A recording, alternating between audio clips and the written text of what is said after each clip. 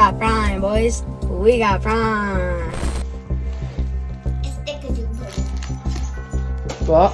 Yes! The bubble bath. Yes! Yes! Bubble bath. Yes! Prime!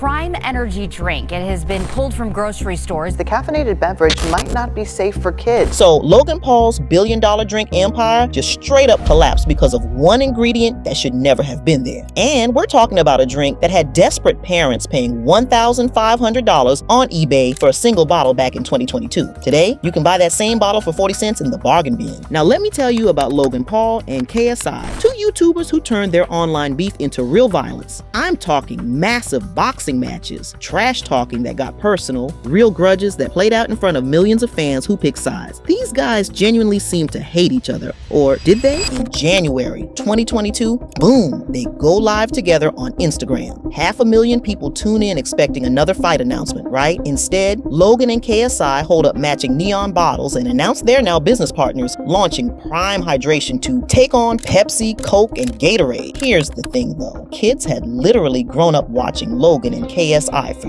years. They knew their personalities, their jokes, their stories. So when your favorite creators, who you've watched every day since you were 10, launch a product, it's not just marketing, it feels personal. Plus, this was post-COVID. Kids were hungry for shared experiences, for something to be excited about with their friends, and Prime became that thing. But here's the genius move. Logan and KSI made Prime scarce as hell.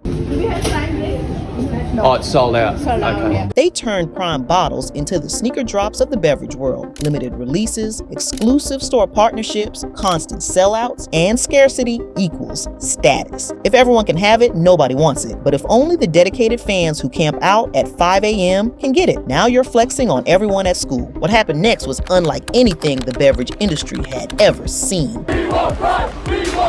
Prime sold out online within hours of launch, but that was just the beginning of this madness. When Prime hit UK stores exclusively through supermarkets in summer 2022, absolute chaos erupted. I'm talking teenagers camping outside stores at 5 a.m., not for concert tickets or iPhone launches, for a freaking sports drink. The scenes were surreal. Kids sprinting through store doors the moment they opened, diving under closing security shutters to reach Prime displays. Adults wrestling children for bottles in grocery aisles. Stores had to impose a 3-bottle limit per customer and move stock behind customer service desks like it was prescription medicine. By October 2022, those $2.50 bottles were selling for $10 to $25 at corner shops. On eBay, listings hit $1,500 for a case. One seller posted a single bottle for over $1,200, and people were actually bidding on it. Stores started putting electronic anti-theft security tags on individual bottles, the same tags used for expensive alcohol. Even KSI tweeted in amazement, "Never thought I'd see a drink have a security protected sticker on it." The numbers were staggering. $250 million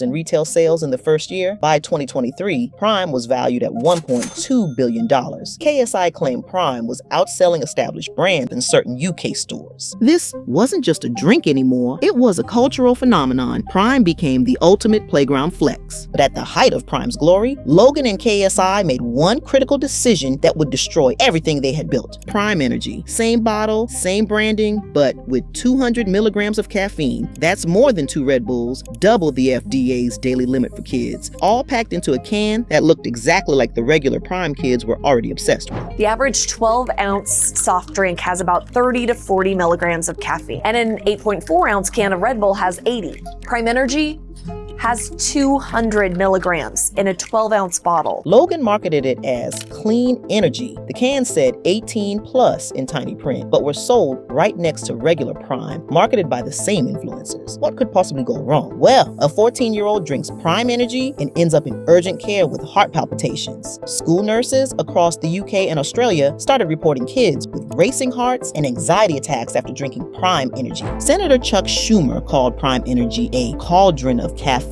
targeting children and demanded an FDA investigation. Canada banned it. Australia pulled it from shelves. Logan's response made it worse, dismissing concerns and saying parents were overreacting while kids were literally getting sick. It doesn't surprise me that we're being targeted by massive corporate conglomerates and the United States government, because using social media, we've effectively created a beverage so disruptive that it is eating the market share of some of the biggest corps on the planet. And quite frankly, They're pissed. We're taking money out of their pocket. Meanwhile, independent lab tests revealed that some Prime energy cans actually contained 215 to 255 milligrams of caffeine, even more than what was advertised on the label. But the investigation uncovered something even worse. Independent lab tests found PFAS chemicals, those forever chemicals linked to cancer, in Prime hydration. Yeah, the regular one too. No, it's like swallowing perfume. What is that? Meanwhile, Logan Paul responded via TikTok, dismissing the PFAS claims and insisting their bottles meet FDA standards for safety. Major UK grocery chains started safety reviews and moved Prime behind customer service desks. And that's when the lawsuits started flooding in. Class action suits for deceptive marketing, mislabeled caffeine content, and dangerous chemicals. But the most devastating blow came from an unexpected source, Prime's own manufacturing partner. When Prime was at its absolute peak, they signed a massive contract with Refresco, one of America's largest bottlers. The deal, Prime would purchase at least 18.5 million cases per year for 3 years. In return, Refresco invested millions to build a custom production line exclusively for Prime's unique bottles. But there was a catch. The contract was based on Prime's sky-high demand, but by 2024, sales of Prime beverages were falling well below expectations, with fading social media buzz and mounting lawsuits. In March 2024, Prime representatives didn't even show up for the mandatory test run of the new equipment. By April, Prime told Refresco the contract was terminated. Not a single unit of Prime was ever bottled from the custom production line Refresco had built. Refresco sued for $68 million,